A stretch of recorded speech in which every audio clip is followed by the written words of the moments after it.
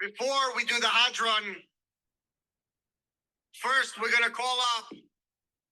It's a tremendous, tremendous honor, schus, privilege to have with us. We spent Shabbos with Rabbi Jacobson, and I have to tell you, I think, Reb Ari Ben Shushan, I think we enjoy watching each other speak, trading notes, talking shop about public speaking. But then when we watch Rabbi YY Jacobson speak, it's a whole different stratosphere. It's a whole different league. It's a whole different ball game. It's a chad bedara. It's a unique experience to hear Rabbi YY speak. He can make you both laugh and cry at the same time. And like we pointed out on Shabbos, I think it's the perfect experience of MDY to have a Lubavitcher speaking at a Grunix event. The combination of the two coming together as one is the unity called MDY. So without any further ado, it is a tremendous honor. It was a privilege to have you for Shabbos and an honor to have you address us as the keynote speaker, Rabbi YY Jacobson. B'rishus Reb Eli Shlita, who brought us all together for this extraordinary Shabbos and Motzei Shabbos. B'rishus his esteemed father, Hagon Reb Yaakov David Shlita Stefanski, the Shver, Reb Yaakov Meir Friedman Shlita, the whole Mishpacha, the Stefanski family, the Friedman family, all the friends, relatives, and the extended family of Merkaz Daf Yomi, Kulanu b'nei Yishachad Nachnu.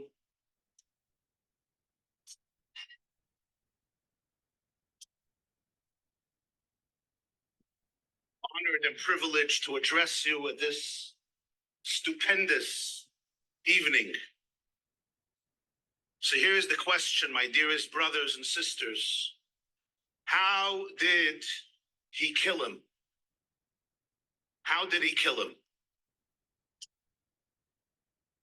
It's a story that happened almost 3,500 years ago, but Jews argue, how did he kill him?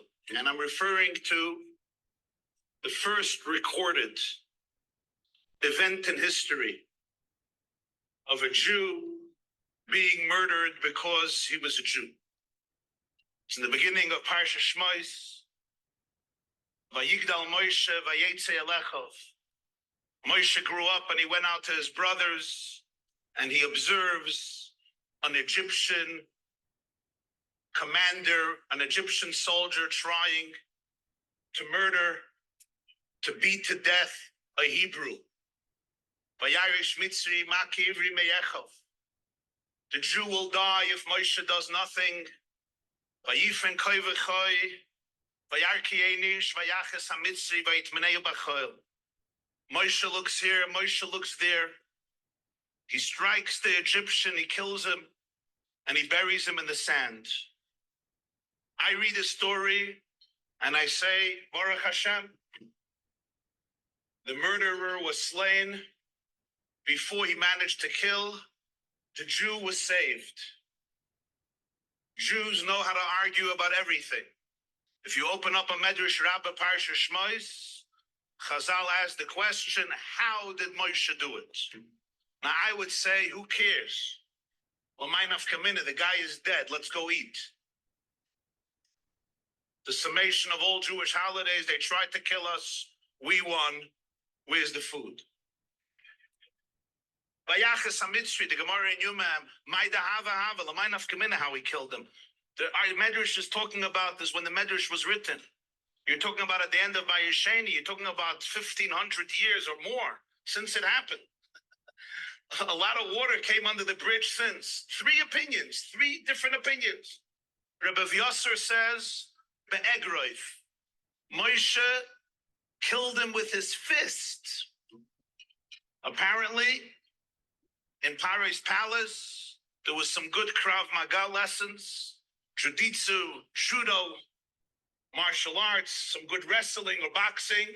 Moshe learned self-defense. The Egroif, he took his fist, hat ihm gegeben a klap, a frask, and Yisgadal v'Yizkadash. That's the first opinion. V'yesh oimrim. Others say, b'magrei shel tit. The Jew was using a shovel in order to build Paro's mansions, Pisum and Ramses, magrefa, a shovel for tit, for cement, for plaster. Moshe took the shovel, boom, he killed him. V'Rabbanan amri. And then the Rabbanan say the third opinion, and this you all know. Why? Because the only one that Rashi quotes in Chumash, Rashi doesn't quote the first two opinions. It's interesting. Rashi quotes only the third opinion, and that's why most Jews, unless you learn Medrash Rabbah, don't know about the first two opinions. What's the third opinion? B'Shem HaMefurish. Moshe didn't kill him with his fist or with a shovel.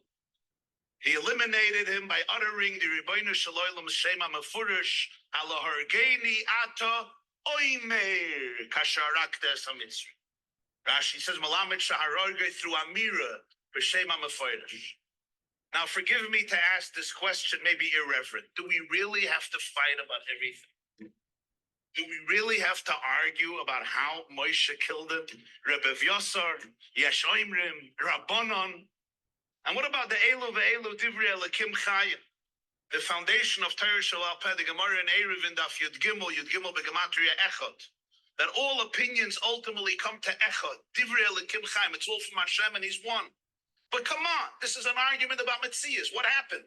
Either he used his fist, or he used a shovel, or he used the Shem HaMefurish. I want to show you here, my dearest friends, how what seems like a far-fetched argument in a medrash. I'm not going to say a farvarf in a medrash, because somebody once told Reb Chatzkel Abramsky, so da farvarfen et toisefte. So farfetched. He says, "Nein, du bist verworfen. The toisefte is nicht verworfen. You got lost somewhere." This argument is so relevant and timeless, it could have been written today. It's not an argument how Moshe killed the Egyptian on that moment. That too. It captures a fundamental argument. How do you deal with the phenomenon of a Mitzri or anyone in the world who has one desire, and that is to beat the Jew to death? Rachmana litzlan hoya le'siyah. There's an argument. And you know how important and how I know this argument is relevant? Because the Jewish people for generations have been split about this question. For generations, there has been a dichotomy, a kera, sometimes a very dramatic split among the Jewish people. How do you handle that mitzri? How do you confront that mitzri? One group said, Egroif. Jews must learn to employ a fist. Doesn't the Gemara say, Habala hargoch, hashkem lahargoi? The same Ribono Shel Olam who gives all the other mitzvahs says, kill him first. The halacha in Shulchan Aruch Erechayim Shin Chavtes, based on the Gemara in Erevin, Nachrim Shetzaru al Hayoris Yisrael, Yoitzin Alein Beklei Zayin, Mechalelin Alein Es HaShabbos.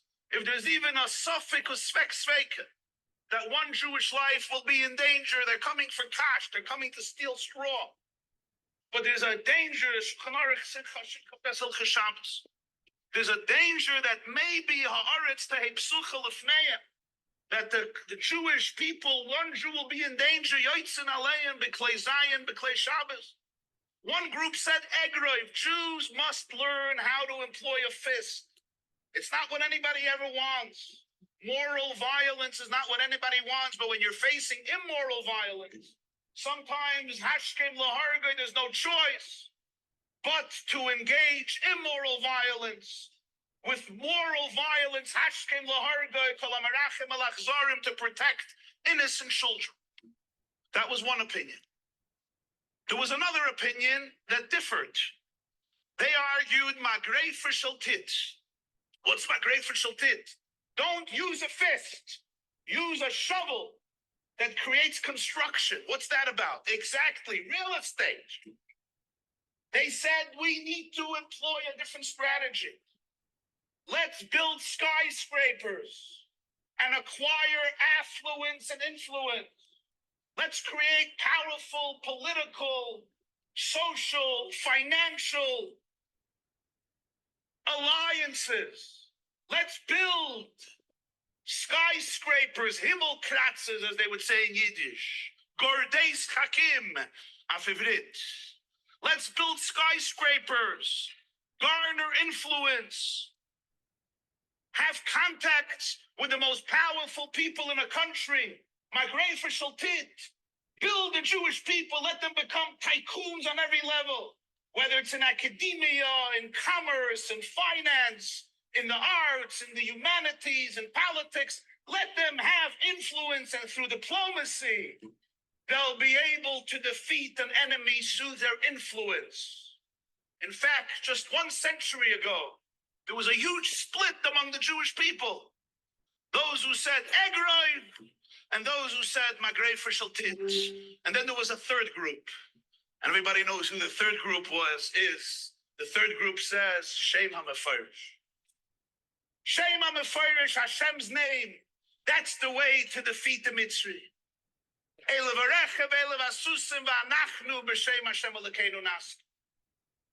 And the Rabbanon who advocated the Shem HaMefarish said, let's face it, that ancient Egypt, ancient Assyria, ancient Babylonia, ancient Persia, ancient Greece, ancient Rome, ancient Byzantine, did they not have fists?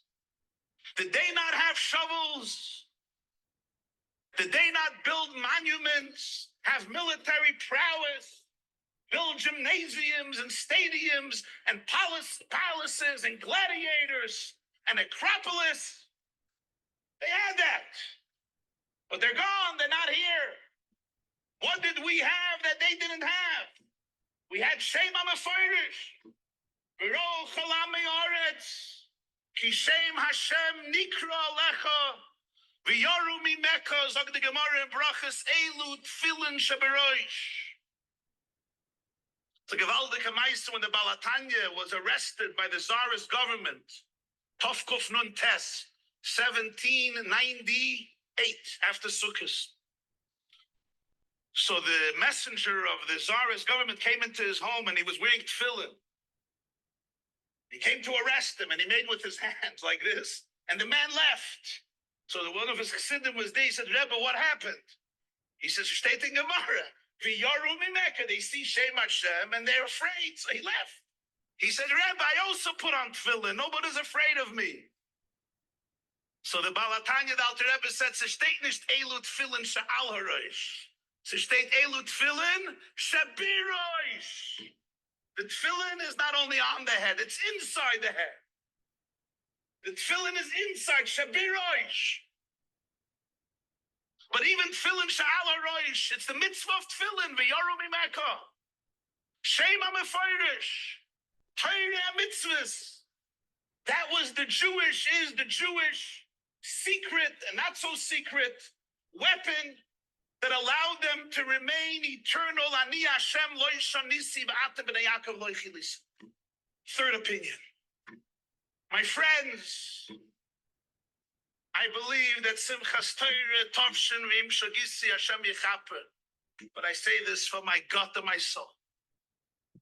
I believe that Simchas Torah Tovshin Pei Dalet was a call to unite the three opinions, finally, after thousands of years of such pain and such division. Elu ve'elu divrei Elokim chayim. History beacons to us.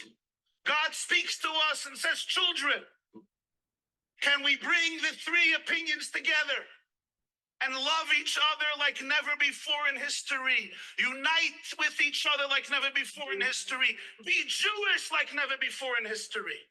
There are moments in history where you need an egg rive, where you must have a fist, because sadly an enemy that gleefully is happy to behead every Jewish child in Israel and really in the whole world bouquets of flowers, therapists in California, anger management lessons, as wonderful as they are to deal with my trauma or your trauma. They want to murder you and your children. Don't be apologetic and don't say you have a right to defend yourself. You don't have a right. You have an obligation. If not, I am an accomplice to murderers.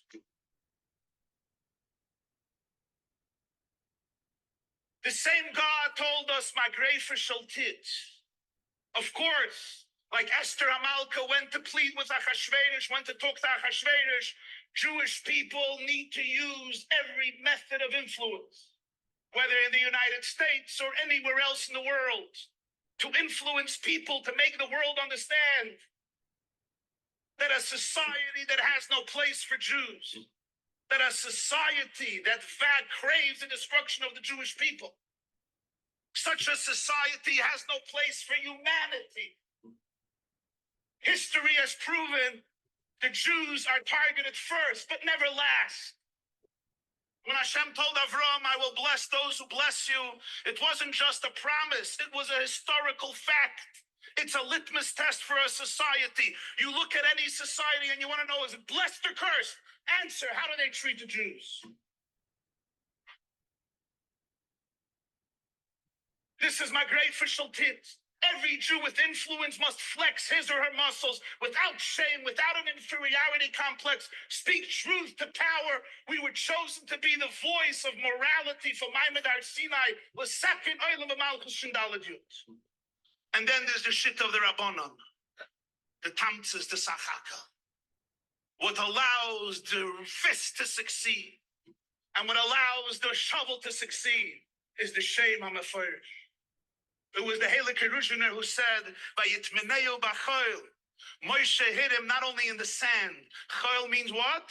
We just said Hamavdil ben kodesh l'choil, the mundane. Moshe said the Shem HaMeforish. Vayitmeneu, he hit it b'choil. He was speaking regular words. Nobody can hear that he's talking the Shem HaMeforish. It sounds like Moshe was having a casual conversation because that was Moshe in a regular conversation. He was talking to Shem HaMeforish. The depth of this insight is even the fast is Shem HaMeforish, and even the shovel is Shem HaMeforish. By the Jew, there's no ultimate distinction between heaven and earth. Ein kiddush ela b'mokim suda. I once heard from the Rebbe, he said, Chulin, Mesechta Chulin. Where is it? In which Seder is it? You're not holding there yet. Soon you'll get there. The second half of Shas. Mesechta Chulin is where in Seder Kachim. So when I'm using a classic brisker phraseology, the Lubavitcher Rebbe said, Ba'ayid is Chulin, Adin in Kachim. Chulin is Adin in Kachim. Chulin is also part of Kedusha. Chulin shenasu ataras hakodesh. The Jewish fist is also a Shem HaMeforish. The Jewish shovel is also a Shem HaMeforish. Our generation and the Amat Torah is the one that today must make peace between these three opinions. Our nation was not designed to be split.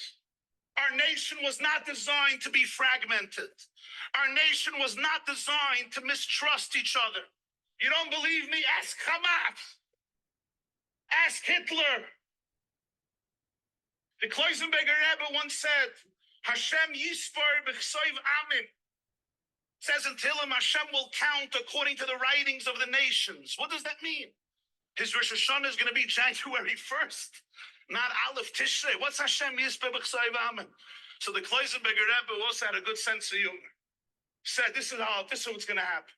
The Mashiach is going to come. He's going to want to gather everybody there to Yisrael. Hopefully even tonight. He's going to walk in, not to this Malav Malka, but he's going to walk in somewhere else. And he's going to go to somebody and says, give me a list of the Jews. I got to take him to Yisrael. So the guy is going to give a list of his brother-in-law and his father-in-law, not the brother-in-law. He doesn't talk to the other brother-in-law. He's going to give a list. Mashiach says, what about Chaim Yanka? He's an apikoidus. What about Shmero? What about the other guy? I'm not even going to talk about him. About terrorist, gazlan, an idiot, a fair, every kehillah, the lists are going to get very small. Whoever doesn't agree with me, doesn't have a minusach, has a different state, a different mahalach, is not counted. He's not even Jewish. Agoy Gomor. a hefza of a guy, not only a gavra of a guy. It's a much deeper level of a guy. The Kloisenberger Rebbe says Mashiach is going to say, you know what? I'm going to go ask the goyim who they call a Jew. Hashem Yisper B'chseiv Amim. The Jew in Be'eri and in Kfar Aza and the festival of Re'im. For those Yemach Shemoiniks, they saw the same Kiddushin. You know why? Because there is the same Kiddushin. Even if in manifestation, we could be different than each other. The Afal Pidi Yisrael, who at the core is real. We weren't made to be fragmented. Yes, we are, but we weren't made. It's contrary. Just like children are supposed to talk to their mother and father, parents are supposed to be close to their children, and when it's not, we cry. The Jewish people are those children. We're siblings, we're one. This is the generation to bring it together. We need a fist, we need a shovel, and it's all empowered by the Shem HaMeforish, which is the only source of life and love and faith and truth and eternity and morality and the distinction between good and evil. Every time they introduce me, they talk about the Vilna Gaon and Chabad. So last time I told you a story, but this time I remember the joke. What happens when a Lubavitcher marries a Yekka? So you have a Mashiach who comes on time.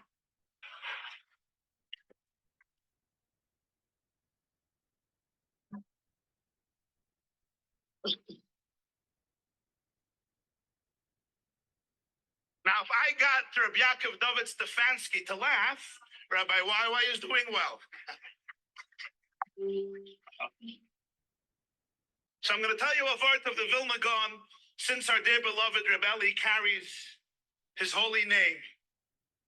Huh? Oh. You have Rachmanis on the glab. This is my fist, if somebody doesn't listen. Vilna Gaon says, I think it's in Mishle. What a vart. You started Baba Kama, Mazel Tov Shechiyanu. You're going to, in a few days, you're going to get up to Daf Yud Zayin. Daf Yud Zayin, you're going to learn a line, Ein Mayim Ela Torah. We all know water is Torah. Ask the Gaon why. The sunlight is also Torah. Water is vital to life. So is oxygen. And you know what he says? He says, nothing grows without water, but water never determines what's going to grow. The same water that irrigates the kiwi tree and the watermelon and the cantaloupe irrigates the spelt and the oats and the rye, the esrich tree and the peach and the cherry and the blueberry and the raspberry. So what's the difference? It's the same water. The question is what you put into the earth. Said the Vilna Gaon, Ein Mayim Ela Torah. Torah irrigates whatever you put into your system. And then he says something quite sharp. He says, some people think, I've learned Torah. Beautiful things are going to grow. He says, no, not if you planted thorns. Not if you planted weeds. Not if your plants are filled with bacteria or infections or viruses. The water will produce and make grow whatever you planted. And he says sometimes a person plants into a system negativity, toxicity. Sometimes I'm dealing with arrogance or egotism. And you know what happens? The Torah will feed that too. The Torah will make that grow too. And then it's more dangerous because it's camouflaged by the power of Torah. The Vilna Gaon says there's no substitute for inner refinement. There's no substitute for challenging myself. As the Kotzker said, you learn Shas. What did Shas teach you? The greatest obstacles we have to unity are our own insecurities when you're really in this presence of God. When you don't only learn Shas, but Shas learns you. When the water that I plant and I put into my plants every single day when I learn the Daf Yomi is water that falls on a heart that craves for dveikus and love and connection and attachment and authenticity. Then, as we learned at the end of Maseches Kiddushin, Oid Yunuvun B'Seiva, the Sheinim B'Ra'ananim Yiyu, and Rashi says, Yitzmach Tzemach, an interesting Rashi, Yitzmach Tzemach, V'Yisyachet Schoron La'es Seivoson. There will be a blossom, there will be a growth that is extraordinary. My dearest friends, My dearest, holiest friends, we're living in unprecedented times. This little, not so little, but this, relatively speaking to 16 million, it's little. This kibbutz of Yidden here is a foretaste of what it means Jews connecting, celebrating, being proud, and most importantly, being filled with love and connection and empowerment and inspiration. But when we go home tomorrow, it's easy for me to go back into my own orbit. We have now an unprecedented opportunity. 16 million Jews were touched to their core in the last few weeks. Everybody wants to be more Jewish. Everybody. But how? By checking TikTok every 6 seconds? By looking at another clip, another piece of news, by finding the anchor who doesn't protest against Israel, and we turn them into charvoina? And then we send it to all our family members. We finally found a Gentile who thinks that we don't have to go into the gas chambers. Yeshakaya. Wow. Those who have to do that, let them do that. But all of us have a shlichus now. We have a historic mission. 16 million Jews want to be Jewish, and they want to know how. Everyone has influence. You have your circle of influence. It's time for you and I and every one of us to go out of our corner and empower the Jewish people to embrace not just the fist, yes, and not just the shovel, yes, but also the Shema Mefirish that has sustained us for 4,000 years, and it worked. Proof is we're here, we survive, we thrive, we celebrate, we love. We're going to see Mashiach, we're going to see the Geula, we're going to be victorious. The Jews want an anchor. 16 million Jews are waiting for marching orders. And today's marching orders comes from the grassroots, just like MDY. Grassroots revolution.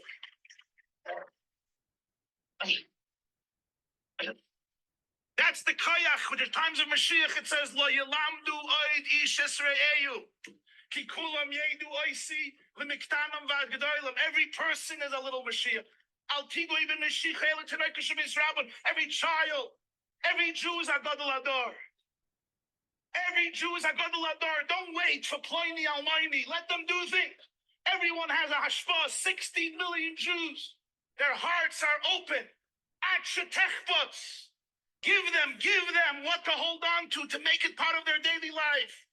Whether it's tefillin, or mezuzah, or kashrus, or tzedakah, or mikveh, or tefillah, or limudat Torah, or Shabbos candles, or Shabbos, or chinuch, or any other of the Taryag mitzvahs. Leiv Yisrael Eru. But today we do it with love and with unity. You look at a Jew and you say, you also they want to kill. You're also a chelik elikavi mamash that they want to destroy. Friends, I want to conclude with this story.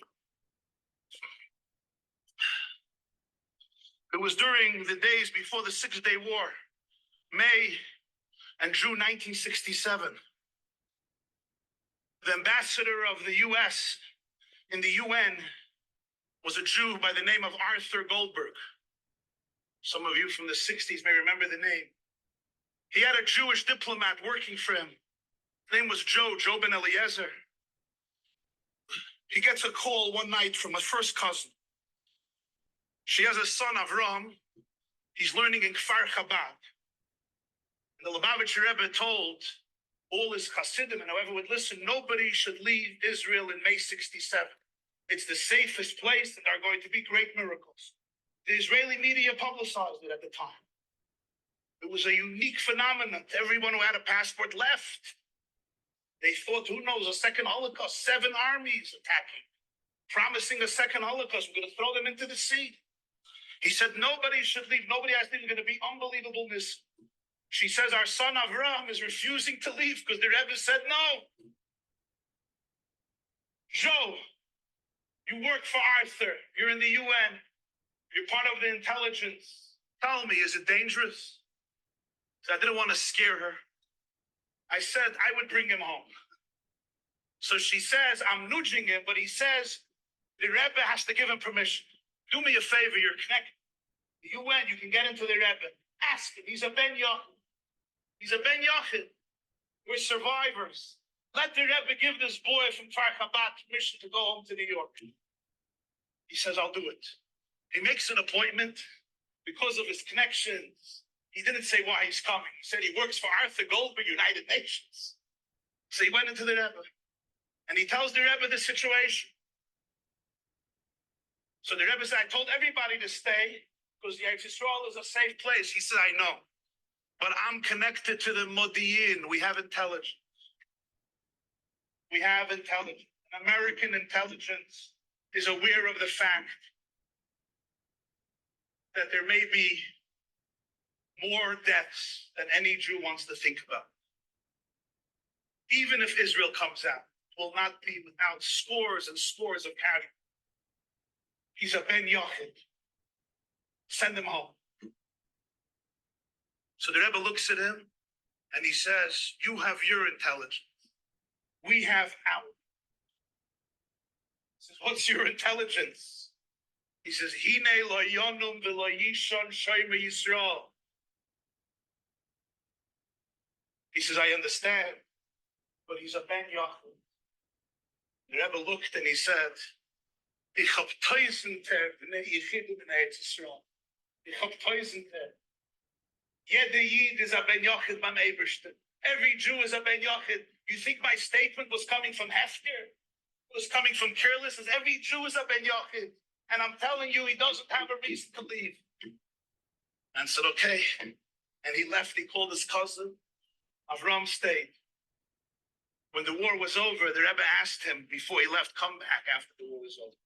He came back, he looked at him and he said, Nu, what do you say about our intelligence? In 6 days, victory was achieved. Israel was quadrupled.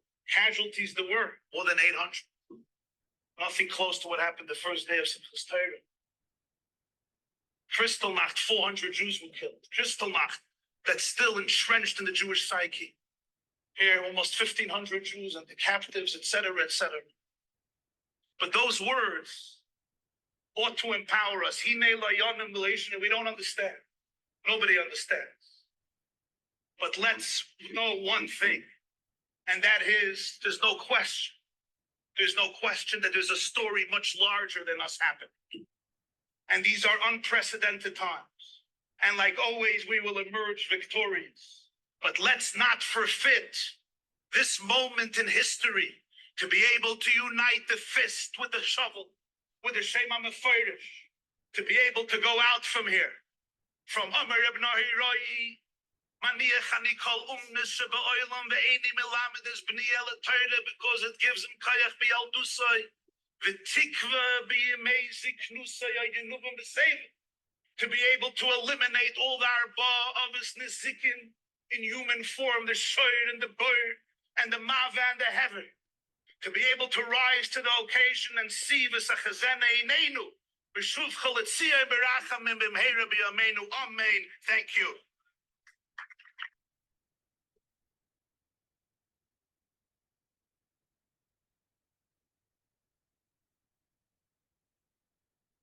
This class is brought to you by the yeshiva.net.